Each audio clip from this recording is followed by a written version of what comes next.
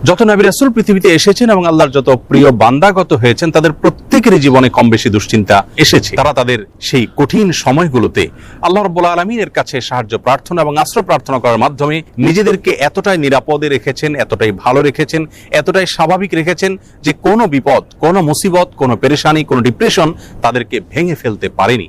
বরং বিপদেও তারা হেসেছেন এবং স্থির থেকেছেন মানসিকভাবে।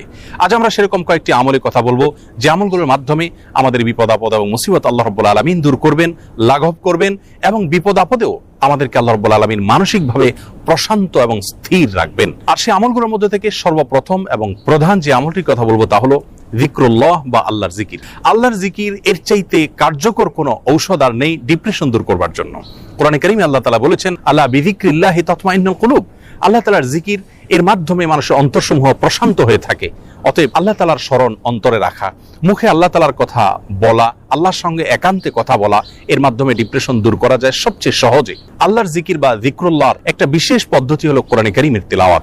কোরআনে কারীমের তেলাওয়াত যদি আপনি করেন অর্থ সহকারে বুঝে, দেখবেন মানসিকভাবে আল্লাহ রাব্বুল আলামিন অলৌকিকভাবে, বিস্ময়করভাবে আপনার মধ্যে প্রশান্তি সৃষ্টি করে দিবেন।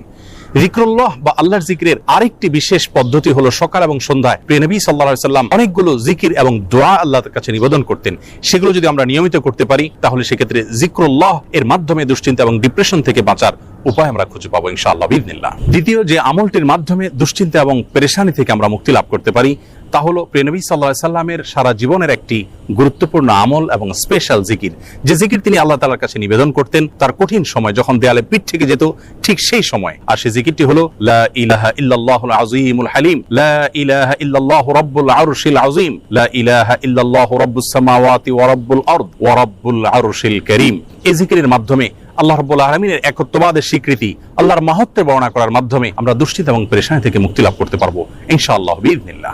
তৃতীয়ত যে আমলের মাধ্যমে আমাদের বিপদ আপদ এবং কঠিনতম সময়ে আল্লাহ তাআলার আশ্রয় প্রার্থনা করতে পারি, দুশ্চিন্তা থেকে মুক্তি লাভ করতে পারি, সে দোয়াটি প্রিয় নবী সাল্লাল্লাহু আলাইহি সাল্লাম সারা জীবন নিয়মিত পাঠ করতেন। আনাস রাদিয়াল্লাহু তাআলা আনহু তার 10 বছরের সেবক ছিলেন। তিনি বলেছেন, আমি নবী আলাইহিস সালামকে দেখেছি এই দোয়া সব সময় তিনি পাঠ করতেন এবং আল্লাহ তাআলার কাছে দুশ্চিন্তা এবং পেরেশানিতে আশ্রয় প্রার্থনা করতেন।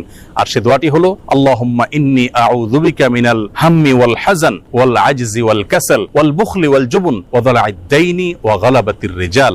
দোয়াটির অর্থ হলো আল্লাহুম্মা ইন্নী আউযু বিকা মিনাল হাম্মি ওয়াল হাযান, আল্লাহ আপনার কাছে আমি আশ্রয় প্রার্থনা করি, মুক্তি চাই পেরেশানি, দুশ্চিন্তা এবং ডিপ্রেশন থেকে, এবং ওয়াল আজজি ওয়াল কাসাল, অক্ষমতা এবং অলসতা থেকে এবং কৃপণতা থেকে, ভীরুতা থেকে আপনার কাছে আমি আশ্রয় প্রার্থনা করি, ঋণের যে চাপ প্রেশার আছে সেটি থেকে, এবং মানুষ আমার উপরে যেন চড়াও না হয় সে বিষয়ে আপনার আশ্রয় প্রার্থনা করি।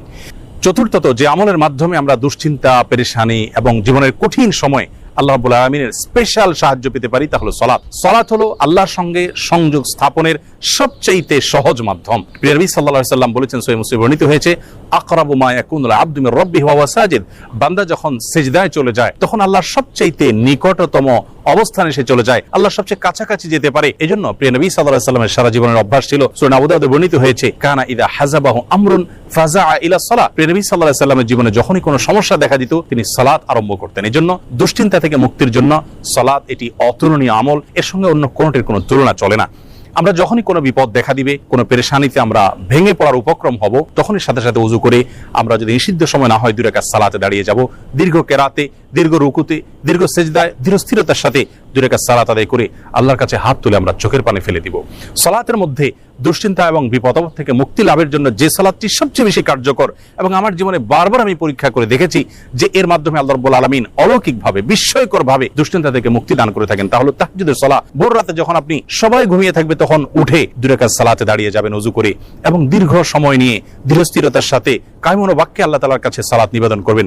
সালাতের পরে যখন 2 হাত তুলে আপনি প্রার্থনা করবেন, জর্জর করে চোখের পানি আপনার চলে আসবে, আল্লাহর সঙ্গে একান্তে কথা বলবেন, আপনি নির্ভর ফিল করবেন, দুশ্চিন্তা থেকে মুক্তি লাভ করবেন ইনশাআল্লাহ বিইذনিল্লাহ। অতএব দুশ্চিন্তা থেকে মুক্তি লাভের জন্য এই সালাতের আমলটিকে সবচেয়ে বেশি গুরুত্বের সাথে আমাদের করার চেষ্টা করতে হবে।